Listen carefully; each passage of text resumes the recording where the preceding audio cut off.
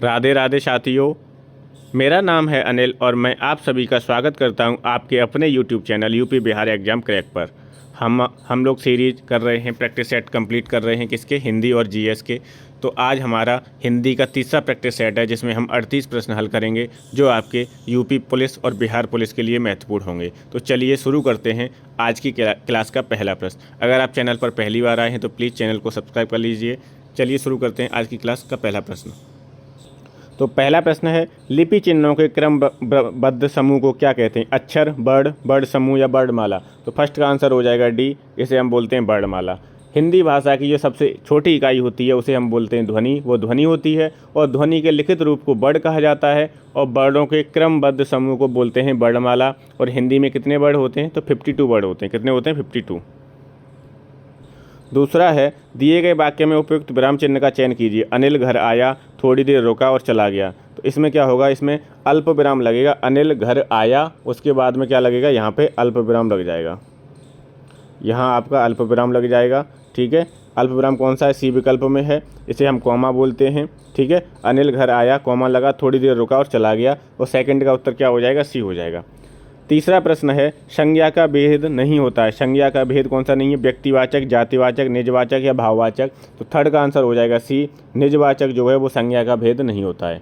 ठीक, अधिकांश व्याकरण के अनुसार संज्ञा 5 प्रकार की होती है। व्यक्तिवाचक संज्ञा, जातिवाचक संज्ञा, द्रव्यवाचक संज्ञा, समूहवाचक संज्ञा और भाववाचक संज्ञा। तो थर्ड का आंसर क्या हो जाएगा? सी।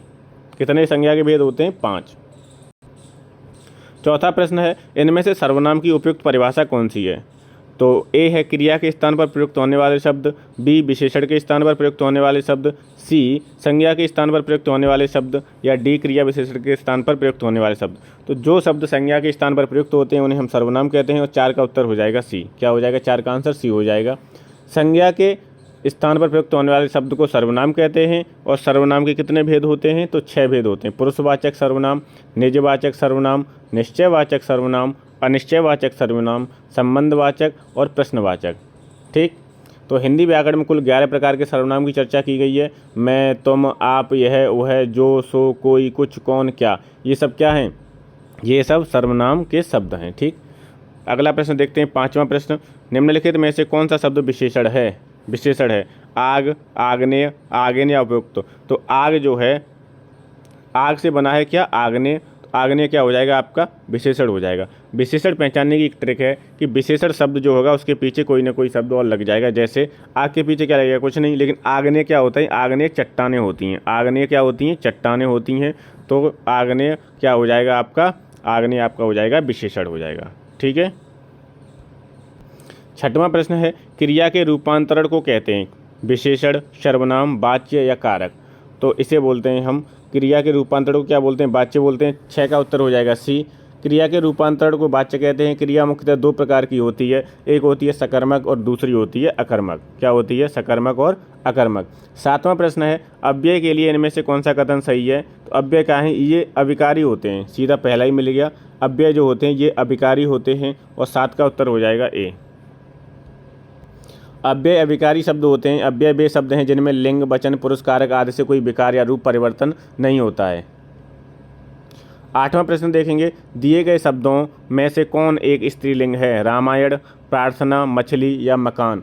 तो इसमें क्या हो जाएगा? इसमें हो जाएगा डी, स्त्रीलिंग नहीं पूछा है, स्त्रीलिंग नहीं है। तो कौन सा हो जाएगा? 8 का उत्तर हो जाएगा डी। आपको इस पेपर में बड़ा ध्यान रखना है, नहीं पूछा है कि हाँ पूछा है, ये देखना है। ठीक है, तो मकान क्या है? मकान होता है, प्रार्थना होती है, रामायण पढ़ी जाती है, मछली तो स्त्रीलिंग है ही है। तो ये तीनों स्त्रीलिंग हो गई और मकान क्या हो जाएगा? पुल्लिंग हो जाएगा। 9वां प्रश्न है, निम्नलिखित में वचन की दृष्टि से असंगत युग्म है। सर्दी का सर्दियाँ, बहन का बहनें, गुब्बारा का गुब्बारे और झाड़ी का झाड़ियाँ। झाड़ियों नहीं होगा, झाड़ियाँ होगा। यहाँ पे क्या आएगी? चंद्रबिंदी आएगी। तो यही वाला जो कथन है वो असंगत है। 9 का उत्तर हो जाएगा डी। क्या हो जाएगा? डी। 10वां प्रश्न है, महेश गीत गा रहा था, वाक्य में काल है। अपूर्ण भूत, पूर्ण भूत, सामान्य भूत या आसन्न भूत? तो महेश गीत गा रहा था, इसमें हो जाएगा अपूर्ण भूत। क्या हो जाएगा? अपूर्ण भूत। क्रिया के जिस रूप से कार्य के भूतकाल में शुरू होने का पता चले लेकिन खत्म होने का पता न चले उसे अपूर्ण भूतकाल कहते हैं। महेश गीत गा रहा था, इसमें शुरू होने का पता चल रहा है लेकिन ख़त्म होने का कुछ नहीं पता चल रहा, इसलिए इसमें हो जाएगा अपूर्ण भूतकाल। जैसे श्याम लखनऊ की यात्रा कर रहा था, वह विद्यालय जा रहा था, इनमें सब में क्या है, अपूर्ण भूतकाल है। 11वां प्रश्न है, उससे दौड़ा नहीं जाता वाक्य में कौन सा वाच्य है, कृतवाच्य, कर्मवाच्य, भाववाच्य या इनमें से कोई भी नहीं। तो 11 का उत्तर हो जाएगा उससे दौड़ा नहीं जाता, उससे चला नहीं जाता, इसमें हो जाता है भाववाच्य, और 11 का उत्तर हो जाएगा सी। 12वां प्रश्न है, परसर्ग वे सहायक शब्द हैं जो शब्दों के बीच संबंध स्थापित करते हैं, जो शब्दों के मध्य में आते हैं। तो परसर्ग वे सहायक शब्द होते हैं जो शब्दों के बीच में संबंध स्थापित करते हैं, और 12 का उत्तर क्या हो जाएगा, ए हो जाएगा। ठीक है, परसर्ग वे सहायक शब्द हैं जो शब्दों के बीच संबंध स्थापित करते हैं। परसर्ग को कारक चिन्ह भी कहते हैं, परसर्ग को क्या बोलते हैं, कारक चिन्ह भी बोलते हैं, और कारक चिन्ह क्या होते हैं, शब्दों के बीच में संबंध स्थापित करते हैं। तो 12 का करेक्ट आंसर हो जाएगा ए। 13वां प्रश्न है, तत्सम शब्द अप्सरा का छत्तीसगढ़ी तद्भव रूप क्या होगा, अपसरा, आपसरा, अपछरा या अवसरा। तो 13 का उत्तर हो जाएगा सी, अपछरा, क्या हो जाएगा, सी हो जाएगा। 14वां प्रश्न है, पराधीन में कौन सा उपसर्ग होगा, पर, प्रा, परा या इनमें से कोई नहीं। तो 14 का उत्तर हो जाएगा ए, पराधीन में पर उपसर्ग है। उपसर्ग वे शब्द होते हैं जो मूल शब्द में आगे जुड़कर शब्द के अर्थ में परिवर्तन कर देते हैं, उपसर्ग कहलाते हैं। उपसर्ग हमेशा कहाँ लगेगा, आगे लगेगा, और 14 का आंसर क्या हो जाएगा, ए हो जाएगा। पराधीन में क्या है, पर उपसर्ग है। 15वां प्रश्न है, केंद्रित और अधिकता में क्रमशः प्रत्यय इस प्रकार हैं। केंद्रित में क्या हो जाएगा, धृत प्रत्यय या ता प्रत्यय, ईत या आ प्रत्यय, सी में इत या ता प्रत्यय, और डी है ईत या ता प्रत्यय। तो केंद्रित में क्या हो जाएगा, इत और ता प्रत्यय हो जाएगा, मतलब 15 का आंसर हो जाएगा सी। करेक्ट आंसर क्या हो जाएगा, सी हो जाएगा। 16वां प्रश्न है, हमें पाप से बचना चाहिए। उपरोक्त वाक्य में रेखांकित शब्द के सही विलोम शब्द का चयन निम्न विकल्पों में से करें। मतलब पाप का विलोम शब्द पूछा है, दान होगा, पुण्य होगा, अपाप होगा या कुपाप होगा। तो 16 का उत्तर हो जाएगा बी, पाप का विलोम क्या होता है, पुण्य होता है। 16 का करेक्ट आंसर है बी। 17वां प्रश्न है, निम्नलिखित में अनग का विलोम क्या होगा, निरग, निष्पाप, कृति या अघी। तो अनग का जो विलोम होता है वो अघी होता है, और डी आंसर सही है। निष्पाप का विलोम क्या हो जाता है, पाप हो जाता है, और कृति का विलोम हो जाएगा अकृति। कृति का विलोम क्या होगा, अकृति। आपको याद रखना है, अनग का विलोम क्या होगा, अघी होगा। ठीक है, आमिष और सामिष, आमिष और सामिष का विलोम क्या होता है, निरामिष होता है।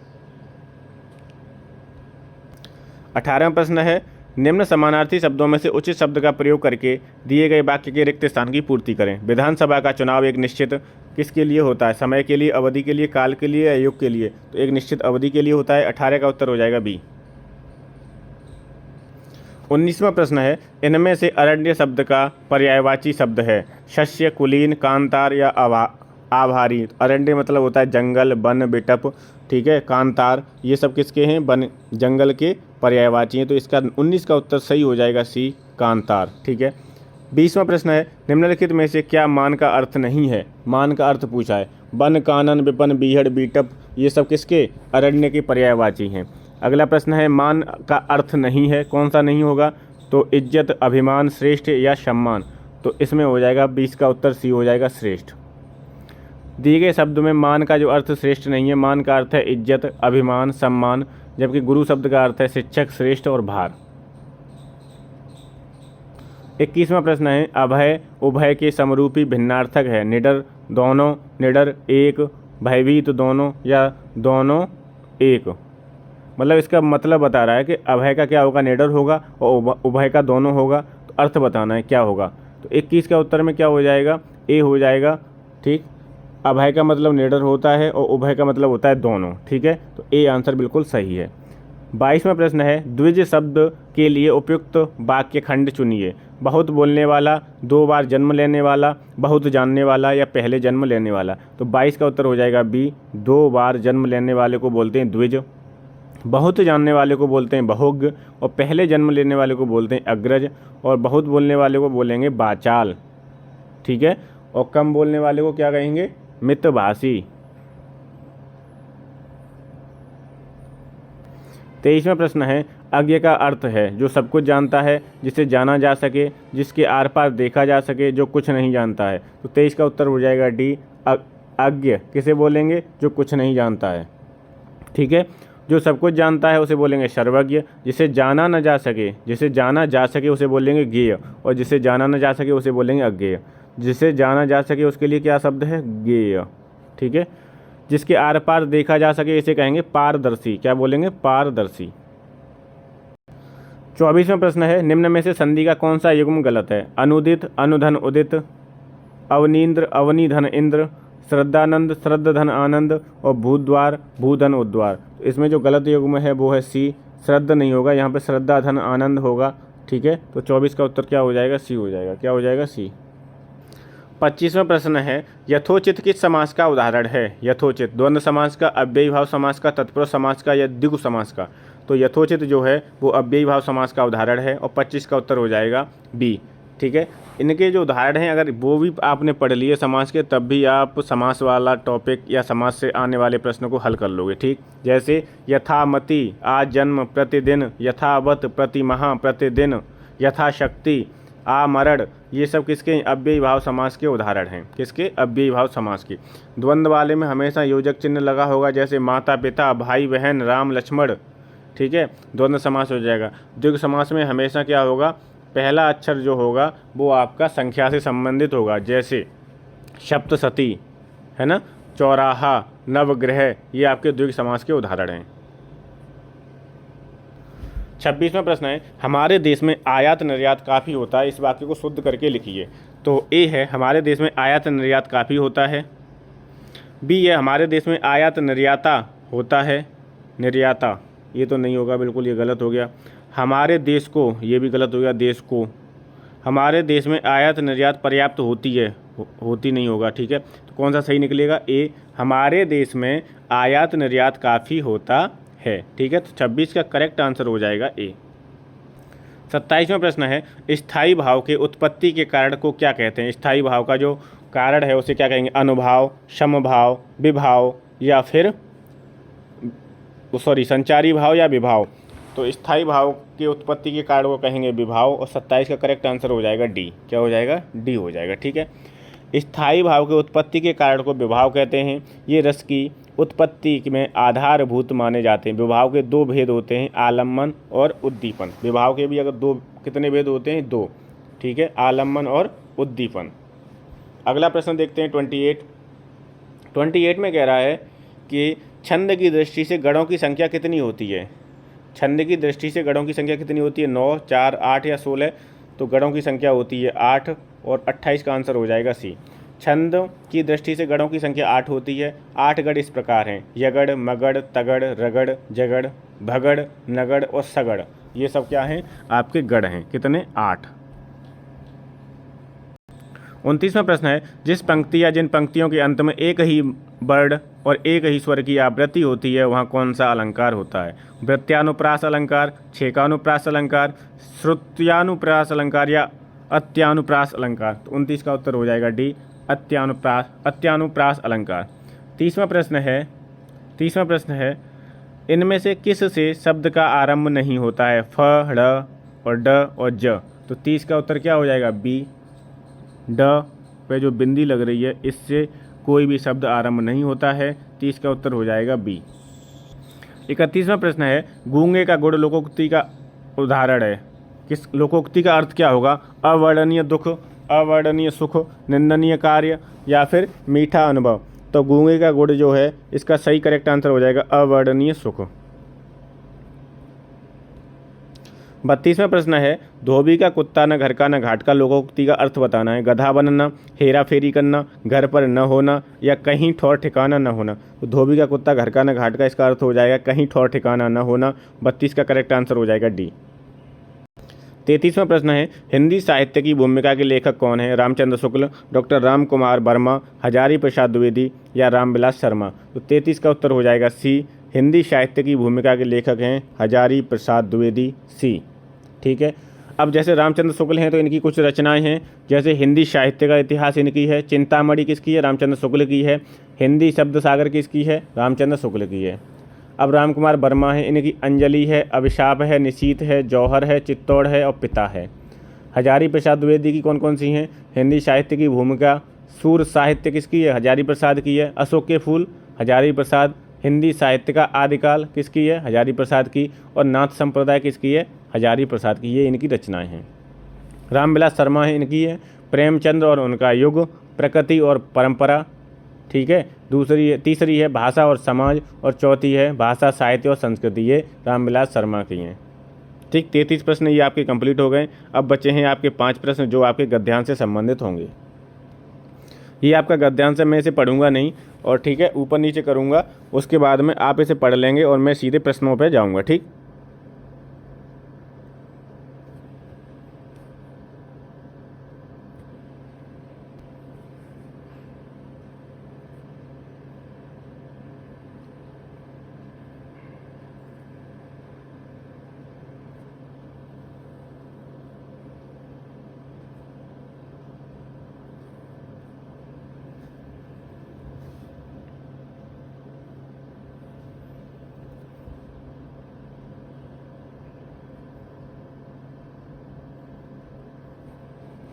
चौंतीसवां प्रश्न है,